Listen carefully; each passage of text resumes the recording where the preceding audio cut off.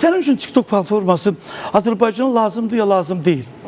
Belə düşünürəm ki, mən 10 ildən çoxdur ki, TikTokda varam və TikTokda mən bir çox yaxınlarımla canlı açanda hələ indiki təbəqənin ümumiyyətlə TikTok platformasından xəbəri yox idi. İndiki zamanlarda bəli, canlı yayımlar daha çox qüvvədədir, daha çox belə ön plandadır. Nəyə görə? Çünki qazanc əldə edirlər oradan. 2 ilə yaxındır ki, heç canlı açmaq fikrim yoxdur. Yəni dayandırmışam ümumiyyətcə. Belə düşünürəm ki, Azərbaycan üçün TikTok platformasının sadəcə müğənnilərə xeyri var ki, biz kimi cavanlara xeyri yoxdur.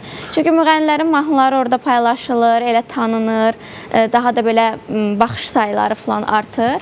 Amma ki, belə biz kimi cavanlar video çəkəndə elə də baxılmır. Sadəcə xarici Ümumiyyətlə TikTok-kilərdən kimi bəyənirsən? Yəni tək TikTok yox, influencerlərdən, yəni bəyəndiyin, izlədiyin kimlər var misal üçün?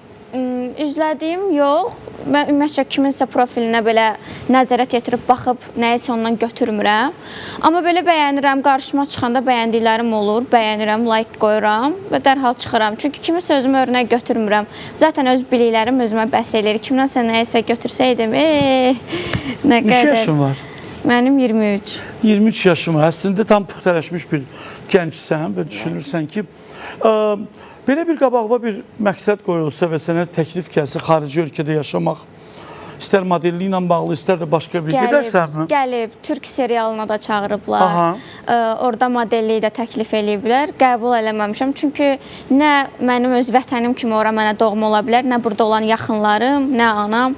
Yəni onları qoyub heç vaxt getməyə düşünməmişəm ki, yəni mənim məskənim buradır, burada da doğma yaşamağı seçmişəm.